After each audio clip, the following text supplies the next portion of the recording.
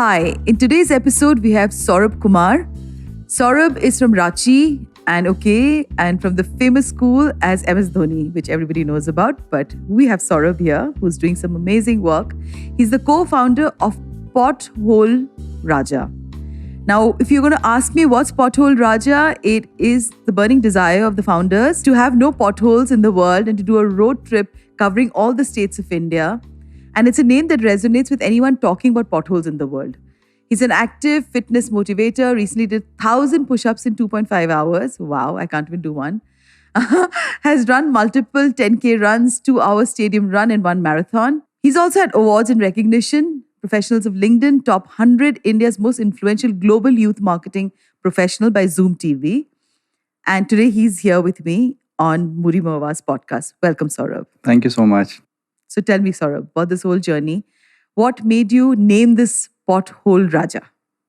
So, Pothole Raja as a name, of course, it's a very interesting name and people do connect with it. And it also has a lot of questions attached to that. Ki Pothole Raja, why exactly the name? So, it basically, a little bit of background. It was started by my colleague, Dr. Pratap, who was an ex-Indian Air Force pilot. Way back in 2000, after the crash land, he had to move out of Air Force, and that's where his corporate journey started. 11 years he worked in multiple corporates, and then when he decided to leave his job in 2011, he was the global vice president of HP. That's where his entrepreneurial journey started, and started as a management consultant. Started working with a lot of companies which are towards road management and road construction. That's where understanding of how better roads are done across the world, and what are the problems in India. So when he was there working in HP, a lot of people from outside world connect to India as an amazing culture, beautiful place, but horrible roads. Yes. Which is in fact a very Bangalore takes the cake. Bangalore, Bombay, you name any metro city for the matter of fact, it's all same. I mean, we get the more highlight because we are the IT capital. So yeah. But that's where the thought process started that, okay, the roads are bad, but what can we do? What can I do as a citizen? I mean, can I do something about it or not, was the first question. So that's where when the research started, road safety as a big parameter and what can be done, what cannot be done, potholes emerged to be one of the biggest death, reason for death on Indian roads. So when the name was, actually the concept behind the name is in, ancient times, when the Raja Maharaja wale time mein, kings and queens, when they traveled, they always had a beautiful road, right? They would never travel on roads which are, They went to the bad. palanquin. Correct. So, and that wouldn't go on bad road. So, why should anybody in this country travel on a bad road? So, that was the logic behind naming Pothole Raja. So, anybody who is driving on the road should travel like a king or a queen. And anybody who is associated with us, who comes with us as a volunteer or, who is a part of our Pothole Raja community, we name them Pothole Raja or Pothole Rani. So that's the logic behind it. So if I were to join you, I would be called Pothole Rani. You would be a Pothole Rani. Oh. You are a Pothole Rani. Okay. And that's where, so my journey started with HP as a software developer. I was, comfortably writing codes behind the laptop and reading the news at the same time. One news article which caught my attention, that's where the entire shift started, was one newspaper article which said that, wife and her husband, they were driving down after having dinner at friend's place, and husband was trying to avoid a pothole and both of them skidded off their bike. Unfortunately, wife's head banged on the barricade and she died on spot. And that was the news that really shook me, saying that, why is somebody there who was born to die on a pothole? I mean, for somebody, it can be the entire life. I mean, somebody Absolutely, a whole family can get devastated. Yeah. But what is, I have to bring this out to you, Sourabh, is this that excepting for people who would get written about in the newspaper, we get to know, because I think pothole deaths are alarmingly large for laborers, for people who sometimes may get drunk. And, there are a lot of people who are laborers and they would go out to a little theka and have a drink and come back. And then so many deaths that are not even counted. Potholes to cover seems like the most demonic and the biggest, largest, monstrous job. So how do you see yourself covering, because every day cities are growing, every day, and every day roads are being dug. How do you plan to cover the entire place? Or do you have any areas that you're looking into? So, I mean, of course, it's a humongous task, as you It rightly is. said. I mean, the amount of pothole that appears and disappears in monsoon, disappears because of water logging, and appears because of, again, water. It's huge. I mean, if we, as an organization, if we devote our entire lifetime, we probably wouldn't be able to do that. But how we are tackling this is we engage with citizens, we engage with a lot of civic participation, the companies participating through their CSR initiatives, and the organizations, government organizations also becoming an important stakeholder in that. See, India is as a demography, as the kind of country that we are in, it cannot be one man's job. That's what we have realized. The things that work in a Western country, it doesn't work out in India. I mean, probably Amazon. What would you attribute that to? Uh, One example that I would say, if Amazon had a same business model as in US and they would launch in India with the same thing, it wouldn't be that successful. The buying pattern of Indians are very, very different from the buying patterns of Americans, right? Here, the emotion that gets attached to people are very different from, places. Here, the sellers who are getting onboarded, they have a very different journey. So every company that I have understood and I have read in the past 5-6 years, every company that comes to India comes with a very different mindset. It's a very complex situation over here, and it has to be tackled as per the ground situation. It cannot be like, agar same business model has worked in X country, it cannot work in India. As simple as that. So over here, emotions are there. I mean, very high emotions. A lot of, in every kilometer, you have a community which is different. What do you mean when you say high emotions? Because you would obviously be on the road trying to do this, and along with citizens, if you're doing it, what do you mean by that? What I see is, we are constantly in the mode of cribbing and complaining most of the time. The traffic becomes red. Why is it red? People start honking. Patience level in our country is very, very less. And the complaint and the cribbing that I have seen personally, because I used to be on the same side of the table. When I was working over there, I also had the same orientation that, why is this not happening? Why is that not happening? It should be right. It shouldn't be like this. But then I realized that what is the end to crib and complain? Is there any end? Why am I not thinking about the solution? Because I know the problem. I might not be the best person in the world to solve that, but can I at least start thinking about it?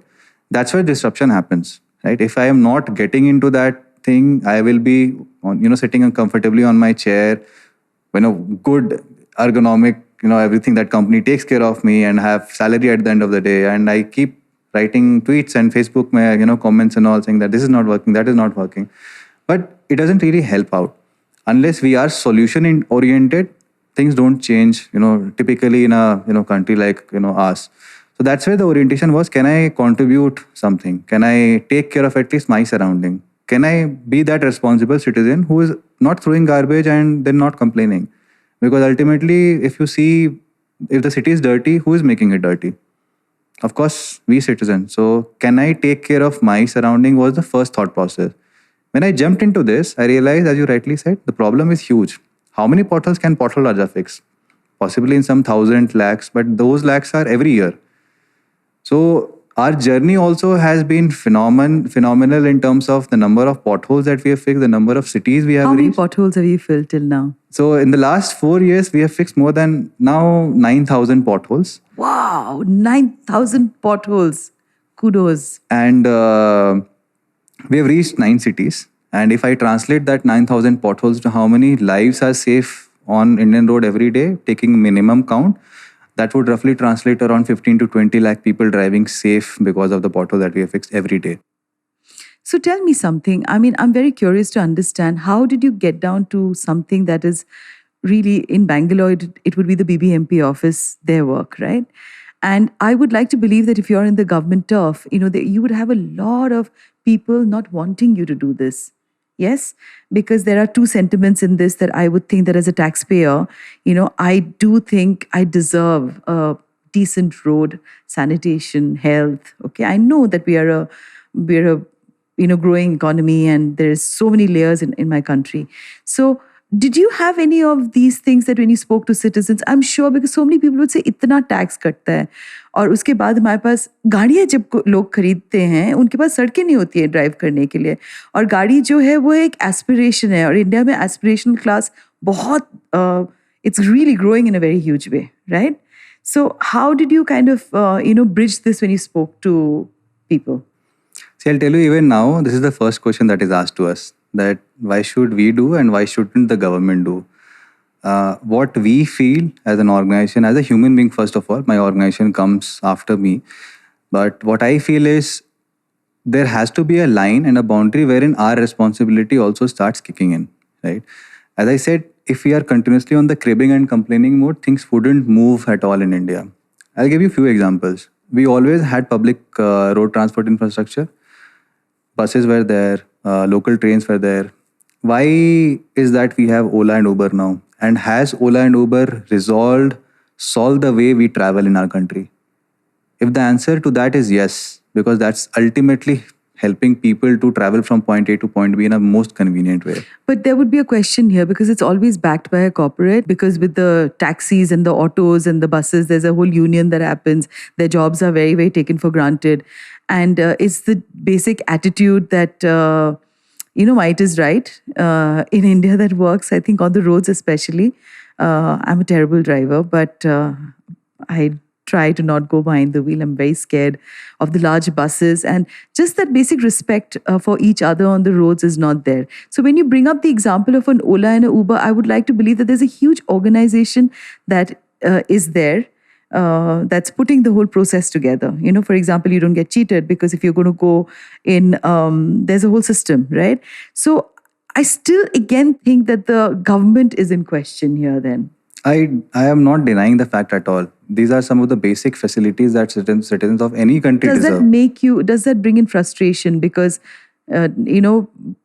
I would expect that if I'm a woman and I've been writing so much about gender and stuff, why should I feel unsafe when today we are talking about so many things? I'm still unsafe because if I am walking alone on the road and in any city in India and I'm probably wearing a tight dress, and if a guy really makes a pass at me, yes, the police will help you. But the first question in their head would be, why is she walking alone? Why is she doing? I know I'm digressing, but what I'm trying to talk about is the mindset in this, right? Yeah. So I feel very terrible about it, that why shouldn't there be a cap? Like if a cop is talking to you like this, it should get recorded probably, like the way an Ola guy can't get away, So does that sometimes make you feel that you wish that the government was more efficient in doing this? Because, I mean, people have died because of bad roads. And there are, especially during the pandemic, there were so many times that you would hear these, there are old people they're trying to reach a place and they sometimes can't reach. So road is a huge issue, right, in our country. And how did you tackle with Bbmp? I mean, I will talk on behalf of Bangalore. How did you tackle that? I would like to know that. See, to answer your first question, does that make me uncomfortable? Definitely not. Because of the fact that our orientation is very, very different from how I used to also see, the way problems are solved in our country.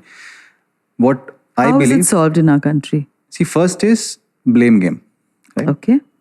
Someone is not doing their job. Someone was supposed to do.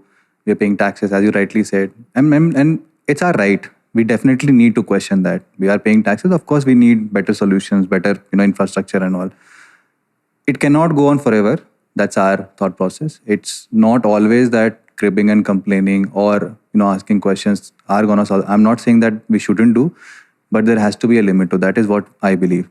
And if that is not helping, we rather go and start finding solutions, because that's where an entire new industry also comes into picture that maybe the government also wouldn't have realized. And now the startup culture in our country is so good. The government of India is promoting startups. They're promoting people to, Yeah, they've been amazing startups, yes. So, and we are also associated with, the Startup India community as well. And they help us tackle this problem as well. Okay. Which are the right, places to go, which are the right collaborators. That is fantastic. Please repeat that again, because there's so many people, I'm sure, would want to start an entrepreneur journey and they're scared. And you're saying that the startup community, they put you together to the right people for you to take anything that is related on a social work level, right? Yeah. So there are different kinds of startups. I mean, what Pothole Raja is a social startup, right? We're solving a problem which is largely associated to a social problem that exists in front of us. But it definitely needs to have a model around it. It cannot be just going on and keep on doing. It has to grow. It has to reach out to multiple cities. So another question that you asked was how is the response of BBMP? Yeah. We have done a lot of projects together in a collaborative way because the companies are also associated through CSR, citizens are also associated, and the government is also involved. Okay. So it becomes a collaborative model wherein the entire society benefits from it. Okay. Right? So that's what we believe in. And when we come up with better solutions, right, the government also puts faith in us, saying that can we now start implementing the solution that we are showcasing as a part of the larger gamut? Because ultimately the amount of money, the amount of infrastructure that the government has, possibly no company can match that, right? We recently won a startup competition which is organized by Maharashtra government. Okay. Now we are one of the 24 startups which will be getting a grant of 15 lakh rupees from the Maharashtra government to implement our solution and product in Maharashtra to solve problems over there.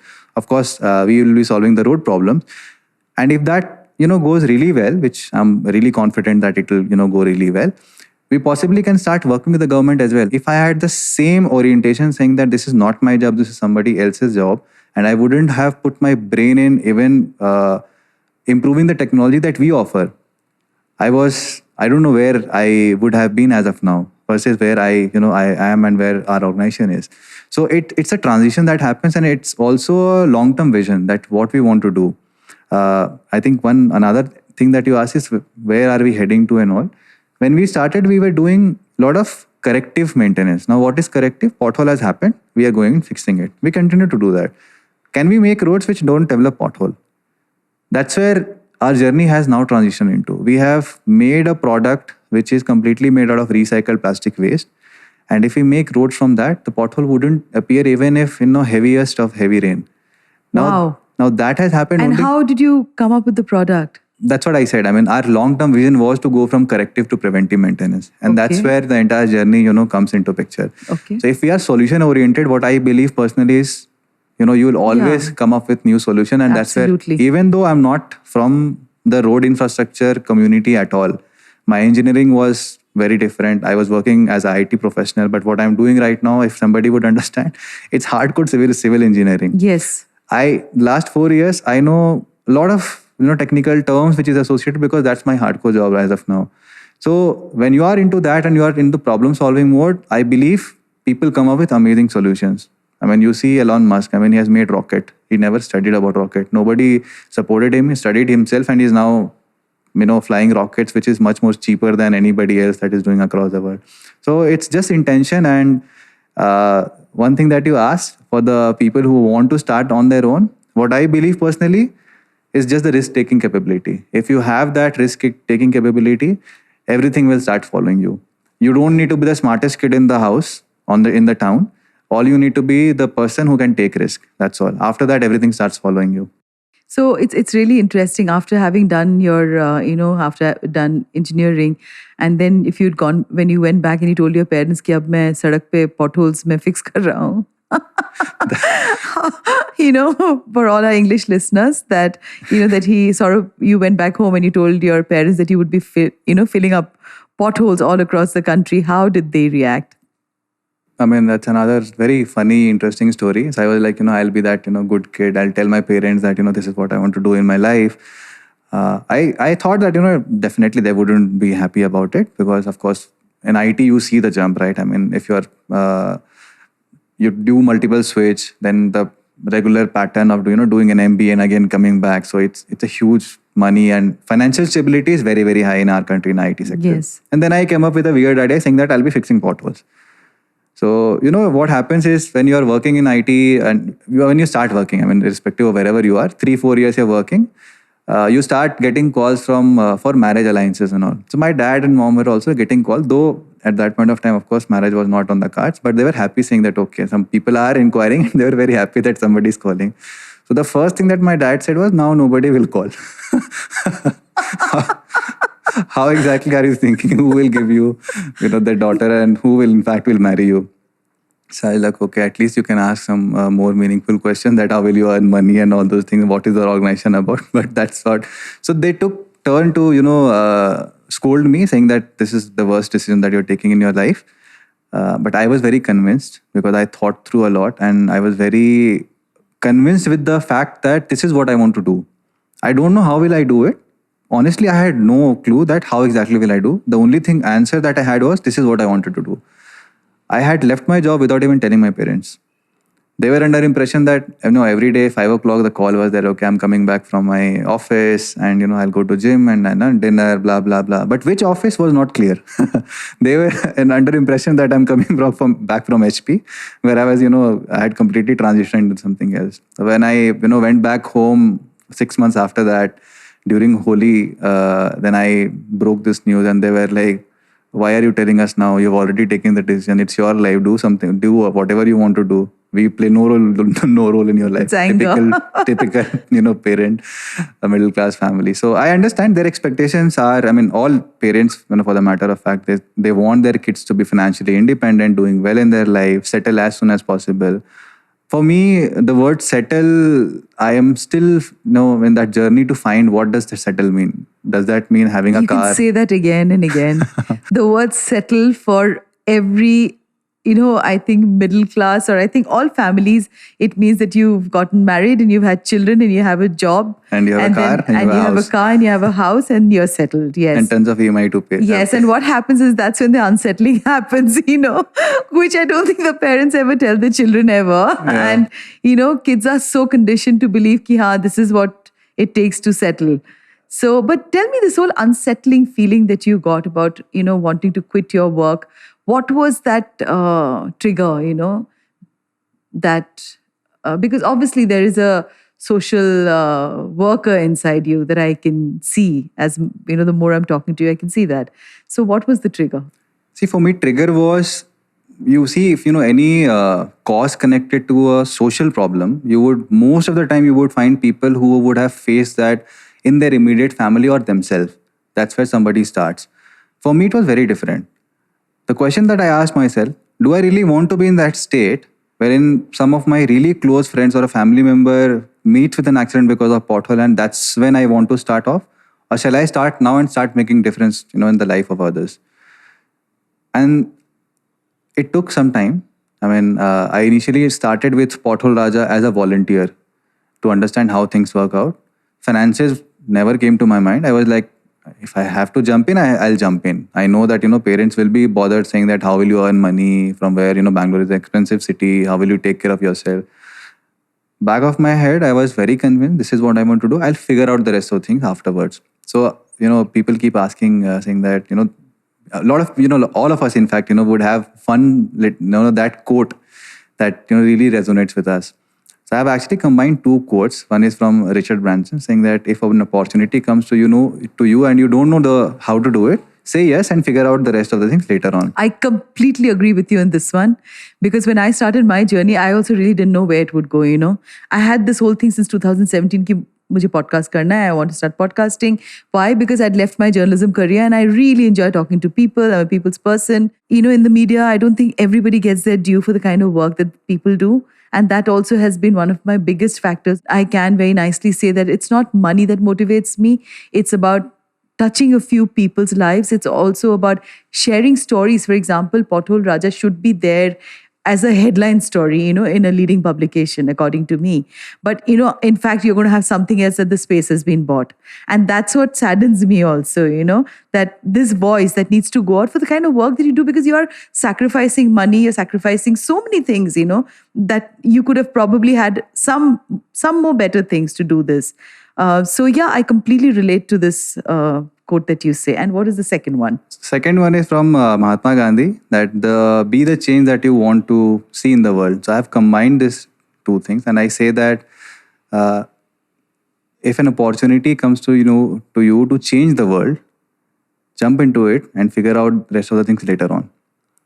Because that opportunity wouldn't come to you, again. So when I was leaving my job, I said 10 years down the line, do I want to be in that state wherein I questioned the Sourabh of 2017, saying that you had an opportunity to change the world, but you chose, to be on that, you did not choose to be on that side, but you chose to be on that side when the entire world is moving towards. Safe side, the safety net, So I said, no, I don't want to be in that state. I know my parents will be sad, they will be angry, But when I start doing good in my life, they would also understand what I was up to, right?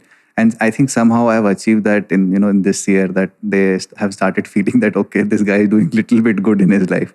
So I mean, that will come, but that never crossed my mind. And I had convinced myself saying that things that will come from my parents shouldn't bother me, because that is coming out of concern. That's it. They don't want to. They don't want any bad thing to happen to me, and that's the only thing that is triggering That's what them most to say. parents are Yeah. like. No, they worry when that you're not on a wrong track. You're not doing Yeah. something that's crazy. So for our listeners, thank you so much, Sourabh, for being on today's episode. And if people were to find you, you are on www.PotHoleRaja.com. And if people were to get in touch with you to be one of your volunteers, they can contact you through your website, or do you have an Instagram page? To get in touch with us is our toll-free number is 814 pothole. So after 814, if you're on your dial pad, if you dial pothole, so P is corresponding to 7, O is to 6, and like that. So it becomes a 10-digit number. So it's easiest way to remember is 814 pothole. Of course, we are there in all social media handles. Pothole Raja is the handle that we have: Twitter, Facebook, Instagram, LinkedIn. So people can get in touch with us through any of these means, and we'll be more than happy to take things ahead after that. So to more Pothole Rajas and Pothole Ranis, I want to congratulate you for having the gumption to carry forward something that you believe in, because I think this is what the country needs. And I do believe that this is change that we are talking about. And congratulations. And I'm sure Pothole Raja is going to definitely be a name that will be in everybody's lips, because surely potholes in our country and in all the roads is a huge, huge issue. Of just last week, I think somebody died in Bangalore. And for me, at a certain level, I just feel that so many deaths go unaccounted. We only know about the people who can reach the newspapers, but there are so many guys who do not reach the newspapers. So it's fantastic what you're doing. Congratulations, and thank you for being here today. Thank you so much, Mohua. Thank you so much for having me here. Thank you. To you, our dearest listeners, you can find us on your favorite streaming services. Find us on Spotify, Amazon Music, Apple Podcast, and of course, all other major streaming services. With loads of love, we are Moody Mo Awaz Podcast, where Hatke is hot.